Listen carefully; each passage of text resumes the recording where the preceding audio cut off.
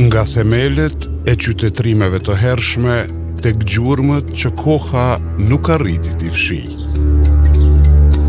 Çdo gur ka një histori, çdo rrënoj një kujtesë. Ta na kanë filluar njerëzit me morë gur pe këtu.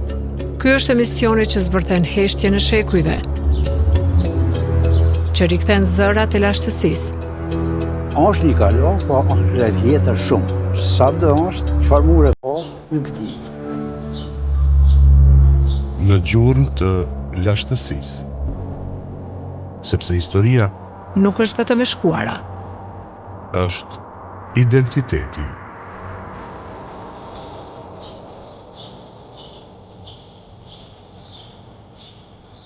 Historia në eshtra, antropologjia biologjike dhe e kaluara që flet.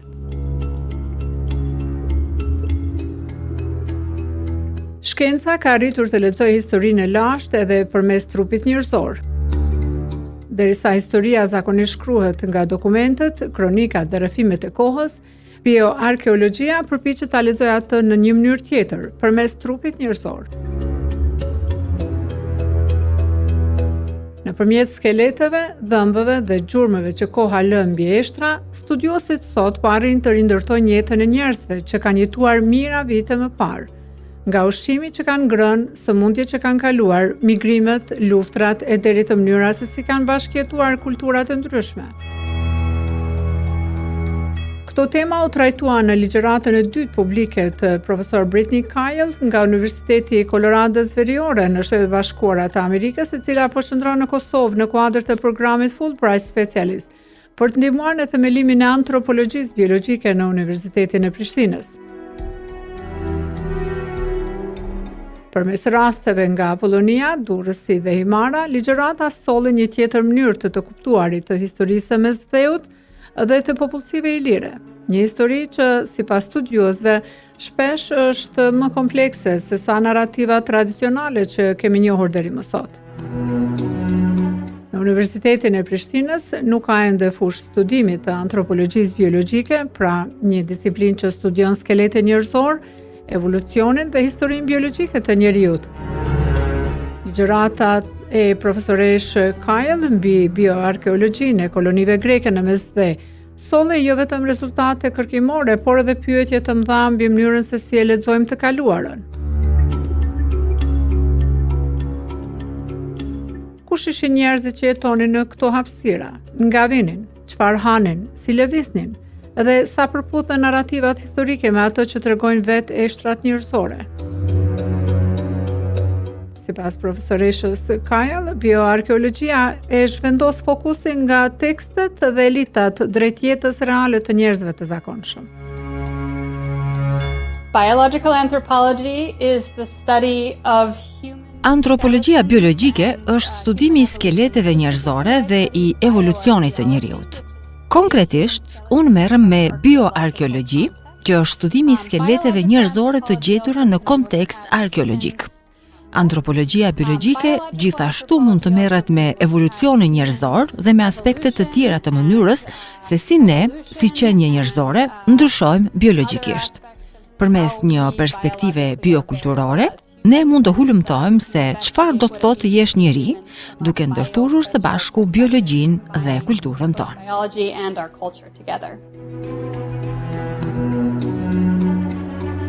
Ajo shpjegon se kjo disiplinë nuk merret vetëm me ADN-n apo evolucionin njerëzor, por me mënyrën se si kultura dhe biologjia ndërveprojnë mes tyre. When we think about what it means to be human, we are not just the product. Kur mendojmë se çfarë do të thotë të jesh njeri, ne nuk jemi vetëm një produkt i kulturës tonë, e cila përfshin sjelljet tona të përbashkëta dhe të mësuara. Në antropologji, synojmë ta kuptojmë qenien njerëzore nga një perspektivë gjithëpërfshirëse, duke bashkuar kuptimin ton për kulturat moderne njerëzore me kulturat e së kaluarës. Kështu ne hulumtojmë se çfarë do të thotë të jesh njeri, jo vetëm përmes kulturës, por edhe përmes biologjisë tonë. When we think about Kur mendojmë për gjenet tona, mënyrën se si dukemi apo ndjeshmërinë që kemi ndaj sëmundjeve, të gjitha këto janë pjesë e antropologjisë biologjike. Por, për ta kuptuar njeriun, nuk mjafton të studiojmë vetëm gjenet tona, duhet të kuptojmë edhe kulturën tonë. Janë pikërisht të gjitha këto elemente së bashku që na ndihmojnë të kuptojmë se çfarë do të thotë të jesh njeri. Prandaj, antropologjia biologjike është një fushë thelbësore e antropologjisë në Shtetet e Bashkuara të Amerikës.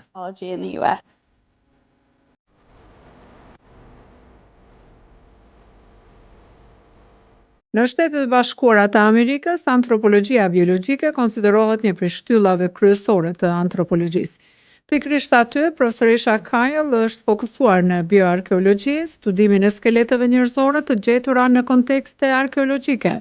Kërkimet e saj janë përqendruar kryesisht në ndikimin e kolonizimit grek në Mesdhe, përfshirë territorin ilir në Shqipërinë e sotme. I have looked at how the Greek Kam studiuar mënyrën se si grekët kolonizuan pjesë të Shqipërisë në territorin ilir, duke analizuar kolonitë greke, përfshirë Apolloninë dhe Epidamnusin.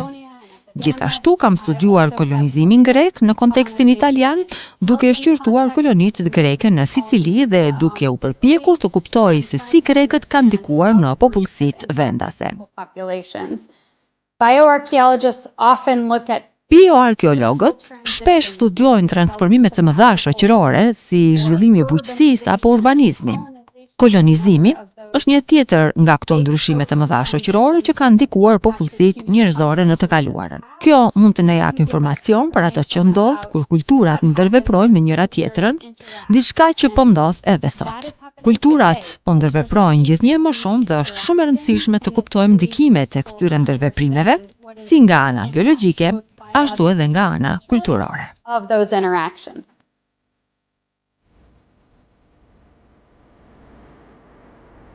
Përmes analizës së skeleteve, studiuesit kanë arritur të kuptojnë jo vetëm përzierjet kulturore, por edhe pasojat biologjike që kolonizimi ka lënë mbi popullsitë vendase. Yes, so Greek colonization was the result. Po, kolonizimi grek ishte rezultati i qyteteve apo të ashtu quajtura shtete të ndryshme greke që dilnin jashtë dhe themelonin koloni. Ishte ndryshe nga Greqia e sotme, që është një shtet i vetëm.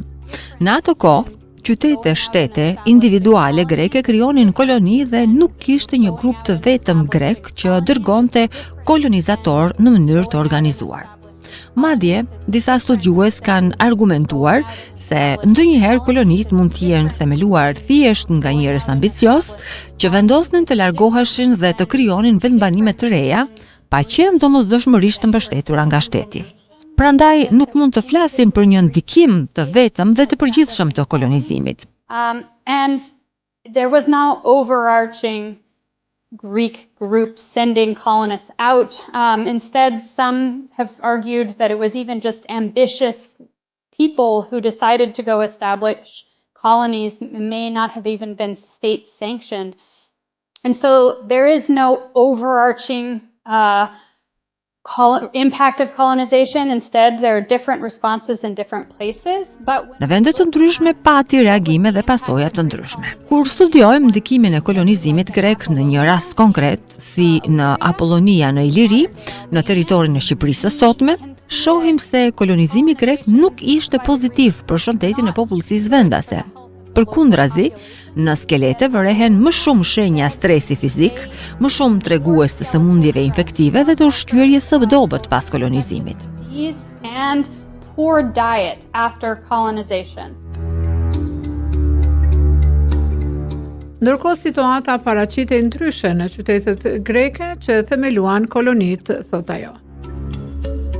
But if we look at colonization in Corinth, in the Por nëse shikojmë kolonizimin nga perspektiva e Korinthit, qyteti am grek, duket se krijimi i kolonive ishte i dobishëm për ta. Në skeletet e tyre ka më pak tregues stresi, gjë që nuk kupton se pas kolonizimit ata kishin kushte më të mira shëndetësore. there are lots of little markers on the skeleton that can give us information about. Në skelet ekzistojnë shumë tregues të vegjël që mund të na japin informacion për jetën e popullsive të së kaluarës. Për shembull, mund të shohim vija horizontale në dhëmb, brazda të vogla që mund t'i ndjesh edhe në thua. Këto janë rezultat i ndërprerjeve në rritje. Result of growth disruption.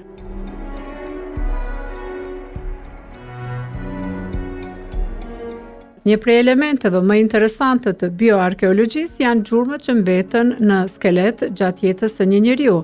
Edhe një smundje e kaluar në fëmijëri mund të mbetet e regjistruar përgjithmonë në dhëmb. So when your teeth are forming when you're a child, if you get really sick or you're starving, Kur dhëmbët formohen gjatë fëmijërisë, nëse një fëmijë sëmurët të rënd ose vuan nga uria, organizmi ndalon përkohësisht të përdorë energji për rritjen e dhëmbëve dhe përqendron atë për të mbijetuar dhe për të shëruar. Kur fëmia rikuperohet, rritja e dhëmbëve vazhdon, por ajo vijë horizontale mbetet përgjithmonë si shenjë e asaj periudhe stresuese në fëmijëri.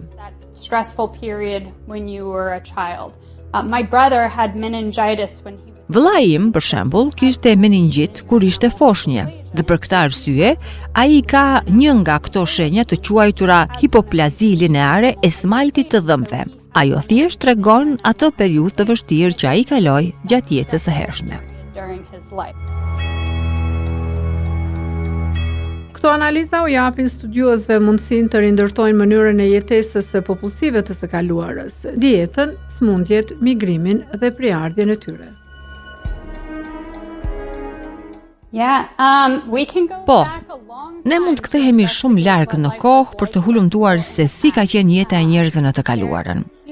Skeleti njerëzor është në të vërtetë një dëshmi e jetës së njerëzve që kanë jetuar dikur.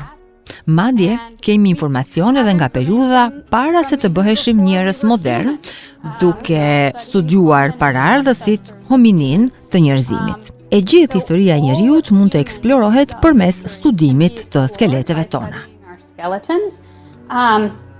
And we can tell a lot of information. Nga skeletet mund të mësojmë shumë për shëndetin e njerëzve. Për shembull, mund të kuptojmë nëse kishin ushqim të mirë, nëse vuanin nga sëmundje infektive, si ishte shëndeti oral dhe dentar, apo nëse kishin kavitete në dhëmb. Këto të fundit mund të lidhen me sasinë e karbohidrateve që konsumonin, jo vetëm sheqer, por edhe ushqime si gruri, elbi apo mistri. Or barley or corn. We can also tell information. Gjithashtu mund të mësojmë se kush ishin ata njerëz. Mund të bëjmë analiza gjenetike, përfshirë analizat e ADN-s, por edhe një lloj tjetër analize që quhet analiza e biodistancës për të vlerësuar prejardhjen e tyre. Gjithashtu mund të studiojmë edhe shenjat kimike në eshtra, të quajtura izotope, për të kuptuar dietën e njerëzve në të kaluarën, por edhe vendin ku janë rritur dhe ku kanë jetuar gjatë jetës së tyre. Kjo na ndihmon të kuptojmë modelet e migrimit njerëzor. Ka jashtëzakonisht shumë gjëra që mund të mësojmë duke studiuar skeletin njerëzor dhe në një farë mënyre kjo na lejon të japim jetë përsëri skeleteve dhe historive të njerëzve të së kaluarës. To life in some way. Megjithse nuk ka studiuar skelete në Kosovë, profesoresha Brittany Kyle ka ulëmtuar popullsitë ilire në Shqipëri dhe rezultatet sipas saj tregojnë se popullsitë vendase kishin gjendje më të mirë shëndetësore para valeve të kolonizimeve dhe perandorive. So I have not actually studied any skeletons in Kosovo, but Unë në fakt nuk kam studiuar skelete në Kosovë, por kam studiuar ilirët, të cilët ishin një popullsi vendase, territori së cilës shtrihej në të gjithë Shqipërinë dhe deri në Kosovë. Disa nga studimet mbi ilirët në Shqipëri kanë treguar se shëndeti i popullsisë vendase ilire ishte më mirë para kolonizimit. Gjithashtu, kemi studiuar edhe Durrësin në Shqipërinë e sotme.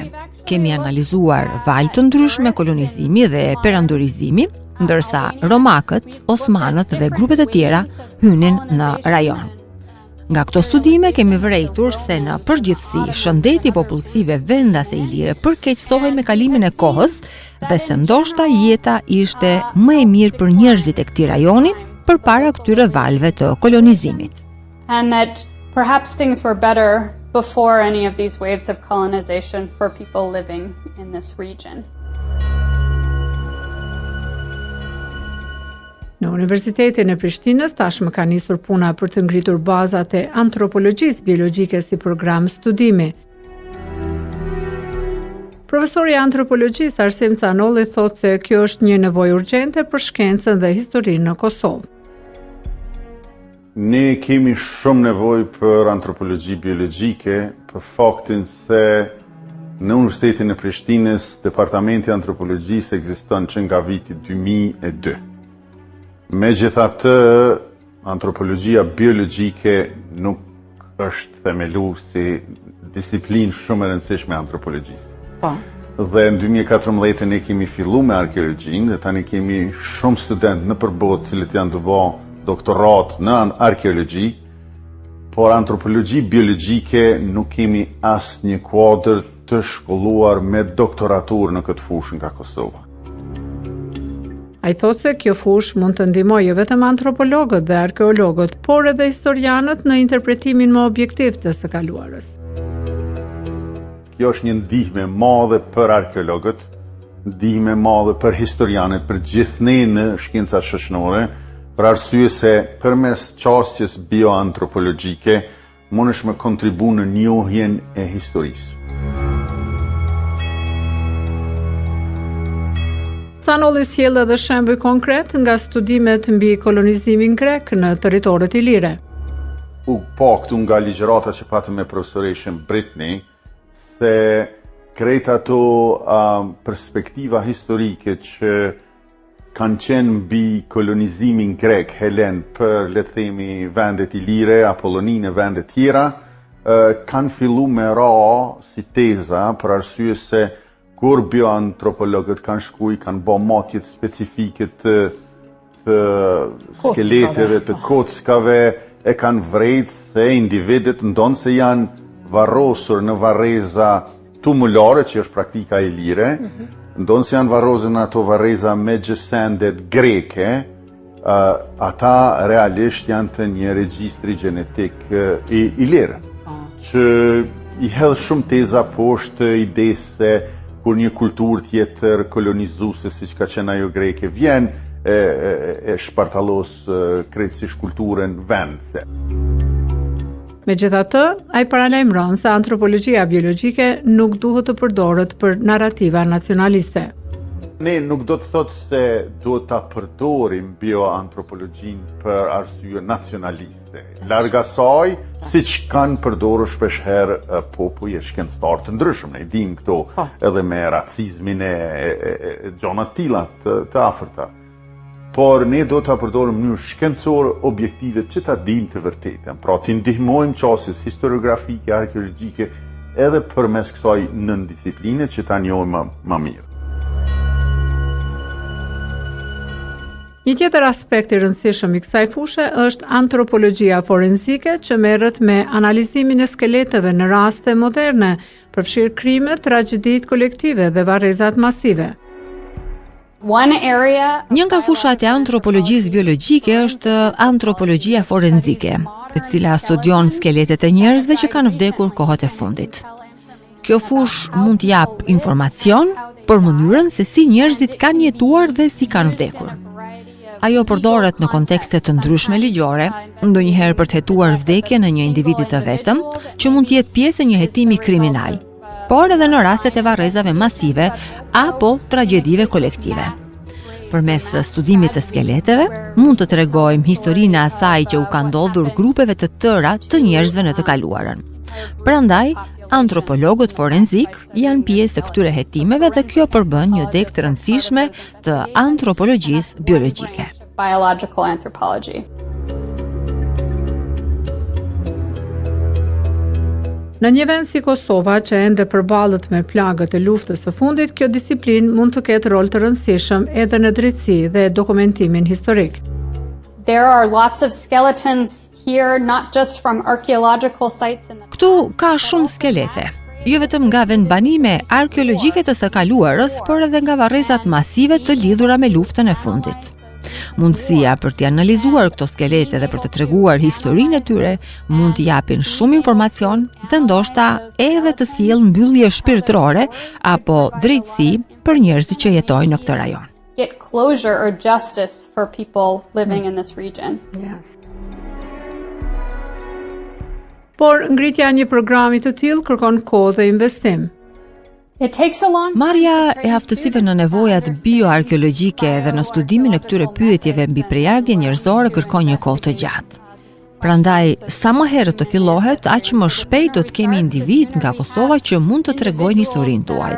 Përndryshe, mbështetemi vetëm tek studiues të huaj ose disa analiza që mund të mos realizohen fare.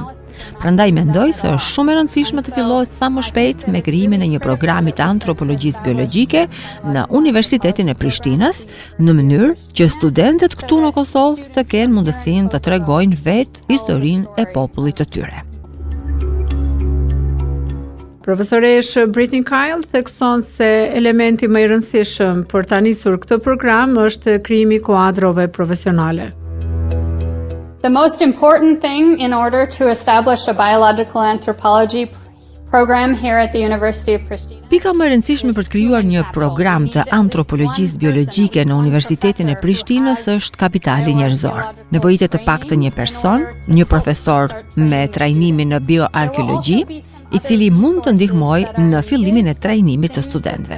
Përveç kësaj, do të nevojiten edhe disa burime të tjera, si materiale mësimore dhe mjete didaktike, por këto janë relativisht të vogla në krahasim me rëndësinë e personit që udhëheq programin. Më pas, programi mund zhvillohet gradualisht, ndoshta duke shtuar edhe një profesor tjetër në të ardhmen. Megjithatë, edhe një person i vetëm mund të bëjë shumë për të ndihmuar në ngritjen e një programi bioarkeologjik. Mendoj se është shumë e rëndësishme të ndihmohet trajnimi i studentëve këtu në Kosovë, në mënyrë që ata të jenë vetë ata që tregojnë historinë e popullit të tyre. Here in Kosovo to tell their own history. Edhe profesor Arsim Canolli pranon se rruga është e gjatë, por e domosdoshme. Padyshim që merr kohë sepse trajnimi i një personi deri në doktorat merr 7-8 vite.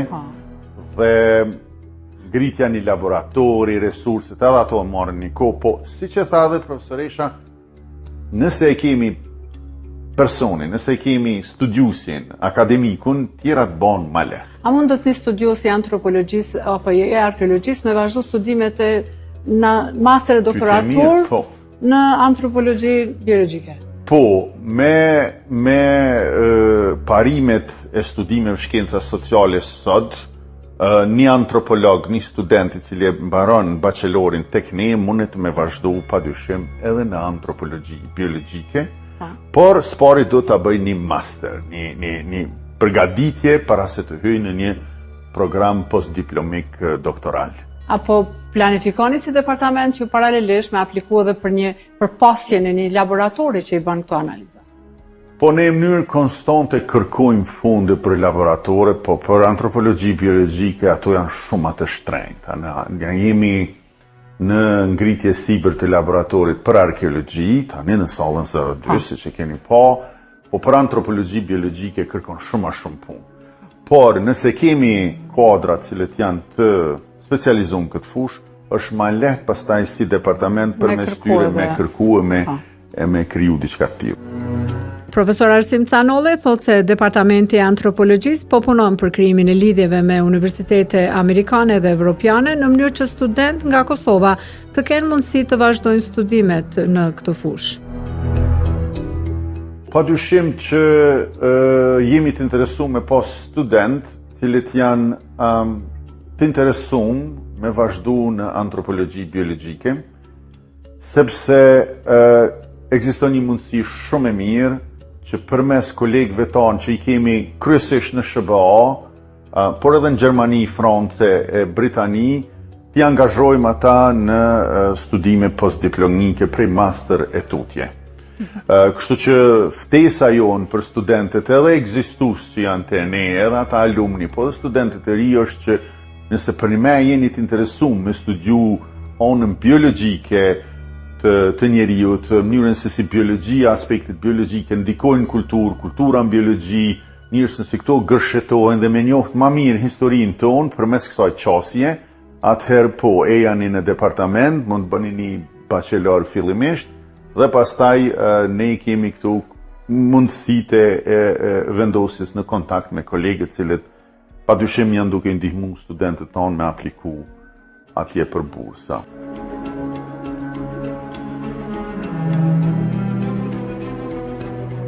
Ligjërata e profesoresh Brittany Kyle nga Shtetet Bashkuara të Amerikës nuk solli vetëm një diskutim akademik mbi skeletet dhe ADN në lashtë.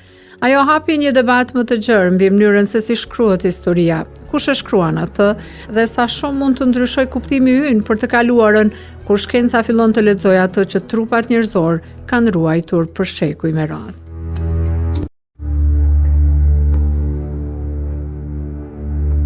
Dëgjuat emisionin Në gjurmë të lashtësisë. Autore Hyrte Jeci.